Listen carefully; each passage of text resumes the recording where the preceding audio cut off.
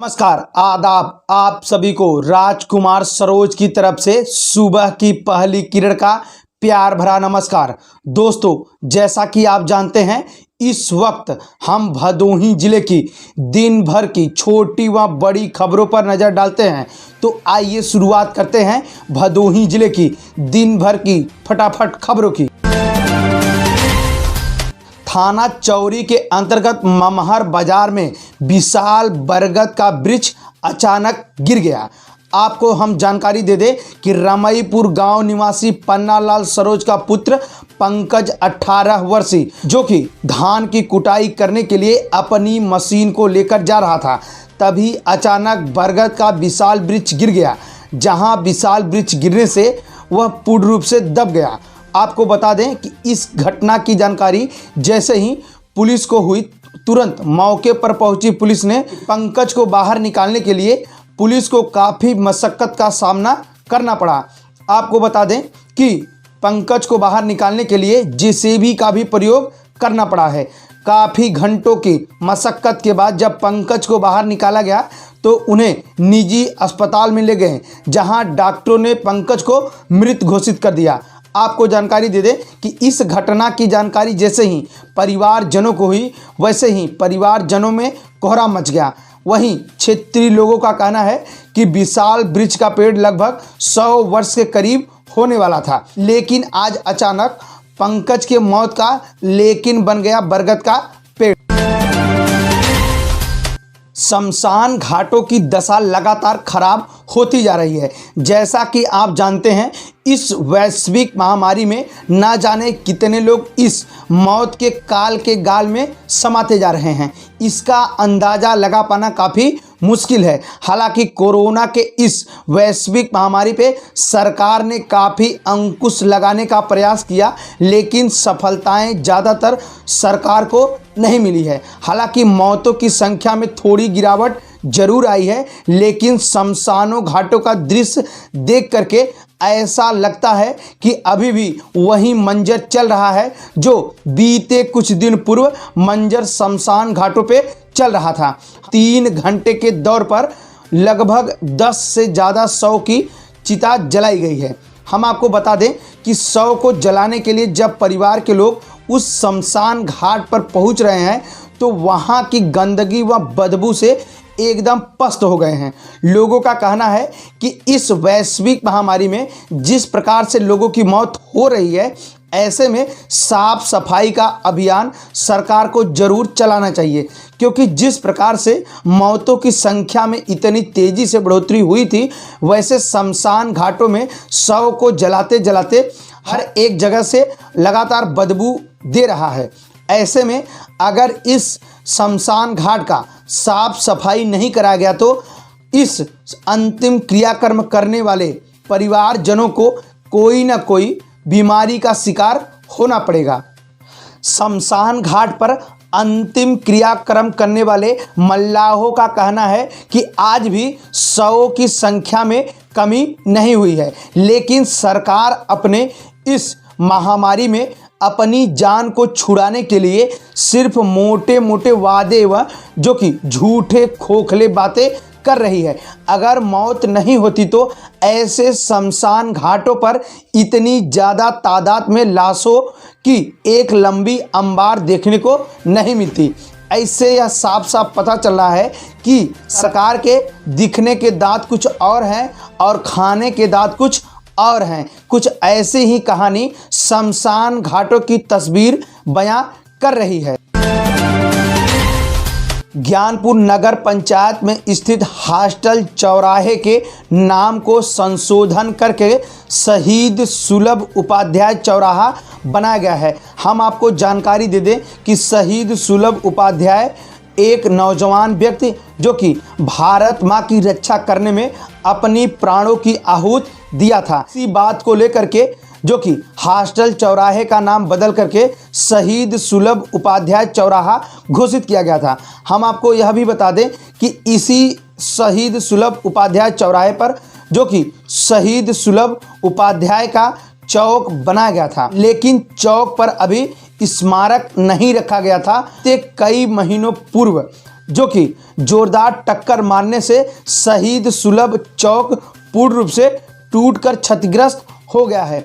इस मलबे को अगर जल्द से जल्द नहीं हटाया जाता तो कोई बड़ी दुर्घटना होने में देर नहीं हो सकती। जिस प्रकार से नगर पंचायत व जिले के आला अधिकारी उसी रूट से हर घंटों में आना जाना हो रहा है, लेकिन उस मलबे को हटाने के लिए प्रशासन की तरफ से कोई कठोर कार्यवाही नहीं की जा रही है। मलबे को देख करके ऐसा लग रहा है कि अगर कोई ज्ञानपुर से भदोही की तरफ जा रहा है तो उस मलबे की आड़ में सामने से आ रही वाहन को नहीं देख सकता है। से साफ साफ पता चल रहा है कि वह मलबा किसी बड़े मौत की सौगात दे रहा है।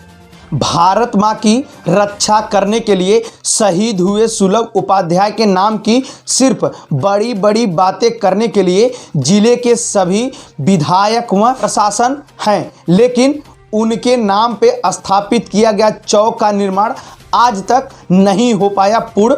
उससे पहले भी निर्माण हुआ चौक पूर्ण रूप से टूटकर क्षतिग्रस्त हो गया है।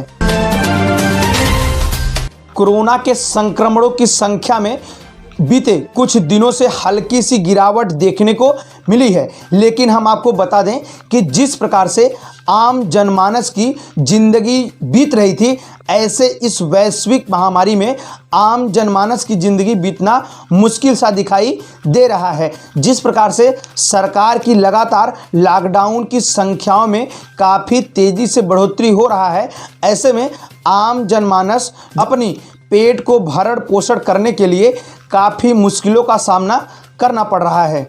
पुलिस प्रशासन इस लॉकडाउन का कड़ाई से पालन कराने के लिए हर एक जगह जो कि पूर्ण रूप से सतर्क दिखाई दे रही है।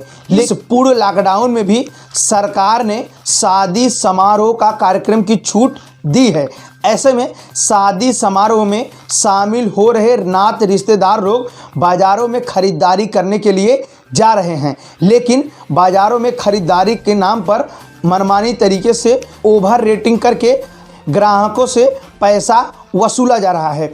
ऐसे में सरकार लॉकडाउन लगा करके सिर्फ गरीबों के ऊपर जुल्म ढा रही है, क्योंकि गरीब व्यक्ति जो कि मजदूरी भी नहीं कर पा रहा है। ऐसे में सरकार लॉकडाउन लगाने के साथ साथ कोई कठोर कदम भी उठाए जिससे ओवर रेटिंग की भी रुकावट हो सके, साथ में इन मजदूरों का भी भरण पोषण चल सके। जानकारी दे दें कि बीते 24 घंटों के अंदर भदोही जिले में कुल 55 कोरोना पॉजिटिव के रोगी मिले हैं। हालांकि कुछ दिन पूर्व से अब कोरोना पॉजिटिव की संख्या में गिरावट आई है। यह भदोही जिले के सभी लोगों के लिए राहत भरी खबर है।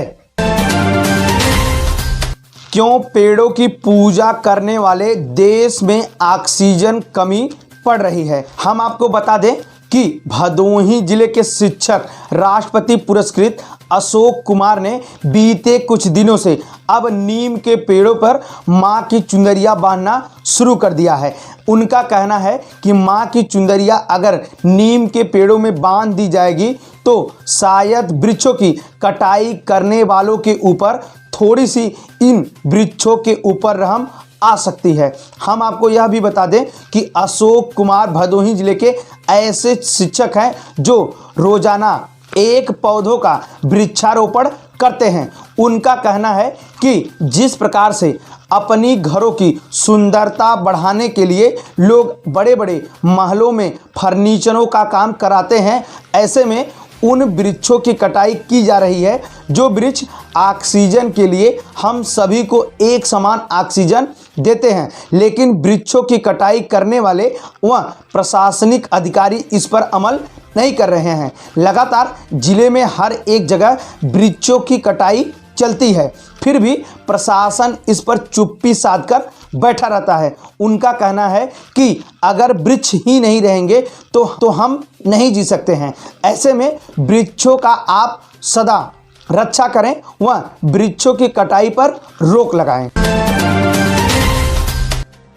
बिना मास्क व बगैर हेलमेट के लोगों का काटा गया चालान। दुर्गागंज तिराहे के पास आज ट्रैफिक पुलिस थाने की पुलिस ने एक बार फिर चेकिंग अभियान चला करके मास्क व हेलमेट पर 51 लोगों का चालान काटा है। उन्होंने मास्क व हेलमेट के लिए जो कि एक साउंड के द्वारा भी प्रचार प्रसार किया है।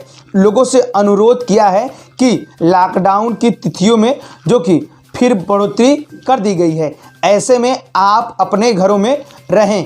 अगर घर से बाहर किसी विषम परिस्थिति में निकलते हैं तो मास्क व हैंड सैनिटाइजर के साथ साथ जो कि 2 गज दूरी का जरूर पालन करें, जिससे इस वैश्विक महामारी से हम सभी लोग जीत सकें। क्योंकि आपका एक एक कदम उठाया हुआ हम जिले के सभी लोगों को महामारी से निजात दिला सकता है। अगर इसी प्रकार से निजात दिलाने के लिए आप कठोर कदम नहीं उठाएं तो जिले में कोरोना का प्रकोप चल रहा है, ऐसे में और भी बढ़ोतरी कर सकता है। ज्ञानपुर नगर पंचायत के पुरानी बाजार के गली मोहल्लों में कराया गया सैनिटाइजर का छिड़काव। जानकारी दे दें कि नगर पंचायत में जब से इस लॉकडाउन का ऐलान किया गया है तब से नगर पंचायत के नगर अध्यक्ष सतर्कता दिखा रहे हैं। नगर के हर एक वार्डों में पहुंच करके जो कि साफ सफाई का अभियान को देखरेख कर रहे हैं। उनका कहना है कि इस वैश्विक महामारी में साफ सफाई का ध्यान नहीं दिए तो आने वाले एक न एक रोगों का शिकार हर कोई होता जाएगा। ऐसे में जनता वैश्विक महामारी से परेशान है। आपको बता दें कि सड़कों पर इस समय हर एक जगह सन्नाटा पसरा हुआ है, साथ में गली व मोहल्लों में हर एक जगह सैनिटाइजर का छिड़काव किया गया है। जिस प्रकार से वैश्विक महामारी से लोग जूझ रहे हैं, प्रशासन व नगर पंचायत के नगर अध्यक्ष जो कि हर एक प्रकार से मदद कर रहे हैं। आपके आसपास अगर किसी भी प्रकार की कोई घटना होती है तो हमारे नीचे दिए गए फ्लैश नंबरों पर भेज सकते हैं। ध्यान रहे कि आप सार्वजनिक समस्याओं को जरूर भेजें, जिससे हम आपके गांव की समस्याओं को जन जन के पास पहुंचा सकें और आपके गांव की समस्याओं को दूर करा सकें।